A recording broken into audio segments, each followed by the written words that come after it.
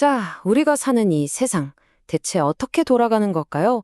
이 질문에 대한 답을 찾기 위해서요, 오늘은 환경과학의 아주 핵심적인 개념, 바로 생태계를 한번 파헤쳐 볼까 합니다. 마치 살아있는 기계처럼 말이죠. 숲이랑 자동차. 이 둘 사이에 혹시 공통점이 있을까요? 정말 아무 상관 없어 보이는데 말이죠.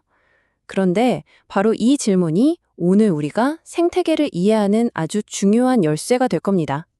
정답은 말이죠. 둘 다 시스템이라는 거예요. 생각해보세요. 자동차는 엔진, 바퀴, 핸들, 이런 부품들이 다 제 역할을 해야 굴러가잖아요. 숲도 똑같아요. 나무, 흙, 동물, 심지어 햇빛까지.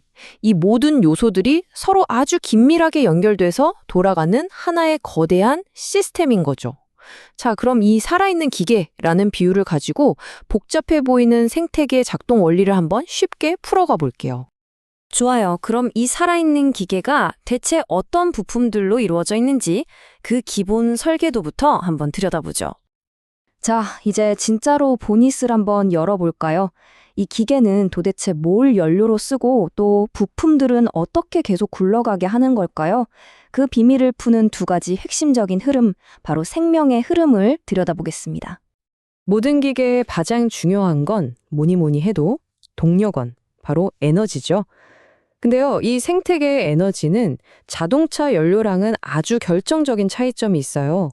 태양에서 온 에너지가 생태계로 일단 들어오면 여러 단계를 거쳐서 흘러가다가 결국에는 우주로 흩어져 버립니다. 다시는 쓸 수 없게 되는 거예요. 재활용이 안 되는 말 그대로 일방통행인 셈이죠. 이게 바로 모든 생명활동의 기본 규칙입니다. 이 에너지의 흐름, 에너지 피라미드를 보면 아주 쉽게 이해할 수 있습니다. 자, 보세요. 맨 아래 가장 넓은 층은 태양 에너지를 꽉 붙잡는 생산자, 그러니까 식물들이에요. 그리고 그 다음 층에는 이 식물을 먹는 초식동물, 바로 1차 소비자가 있죠. 그 위에는 그 초식동물을 먹는 육식동물, 2차 소비자가 있는 겁니다. 에너지가 이렇게 먹이 사슬을 따라서 아래에서 위로 쭉쭉 전달되는 거죠. 그런데 여기서 진짜 놀라운 사실이 하나 있어요. 이 에너지 전달 과정이요, 효율이 엄청나게 낮다는 겁니다. 한 단계에서 다음 단계로 넘어가는 에너지가 겨우 10% 정도밖에 안 돼요. 그럼 나머지 90%는 다 어디로 갔을까요? 그냥 동물들이 살아가면서 열에너지로 다 흩어져 버리는 거예요. 바로 20%의 법칙 때문에 피라미드 꼭대기로 갈수록 사자나 호랑이 같은 동물들의 수가 확 줄어들 수밖에 없는 거죠. 자, 에너지는 일방통행이라고 했죠. 그럼 기계의 부품을 만드는 물질 자체는 어떨까요? 이건 다행히도 재활용이 됩니다. 마치 자동차 엔진 오일처럼요. 이 도표가 보여주는 게 바로 그 대표적인 탄소의 순환입니다. 탄소인요, 공기 중에도 있고 바다에도 땅에도 우리 몸 안에도 있어요. 이 탄소가 바로 이런 곳들을 끊임없이 돌고 돌면서 생태계라는 기계가 멈추지 않고 계속 돌아가게 해주는 겁니다.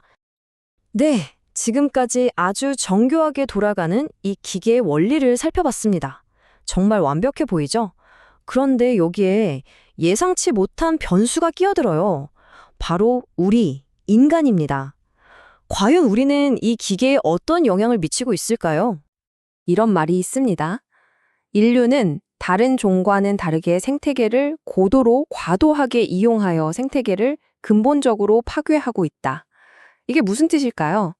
그냥 우리가 영향을 좀 많이 미친다, 이 정도 수준이 아니라는 겁니다. 아예 시스템의 규칙 자체를 바꿔버리고 있다는 아주 무서운 이야기죠. 우리가 이 기계에 주는 가장 큰 충격 중 하나가 바로 이 서식지 단편화입니다. 원래는 하나로 거대하게 연결되어 있던 숲을요, 우리가 도로를 내고 도시를 만들면서 케이크 자르듯이 잘게 조각내버리는 거예요. 이렇게 되면 동물들이 오가지도 못하고 고립되는 건 물론이고요. 더 심각한 건 가장자리 효과라는 게 생겨요. 숲에 테두리가 많아지니까 외부의 바람이나 오염물질에 그대로 노출되는 취약한 공간이 늘어나는 거죠. 숲의 건강한 속살이 점점 병들어가는 겁니다. 단순히 겉모습만 망가뜨리는 게 아니에요. 기계의 내부 순환 시스템까지 엉망으로 만들고 있습니다. 이 그래프 한번 보시죠. 원래 자연 상태에서는 탄소가 배출되는 양과 흡수되는 양이 거의 비슷해서 균형을 딱 맞추고 있었어요. 그런데 우리가 화석 연료를 어마어마하게 태우면서 자연이 감당할 수 있는 수준을 훨씬 넘어버리는 탄소를 대기 중으로 막 쏟아붓고 있는 겁니다. 기계에 완전히 과부하가 걸린 거죠.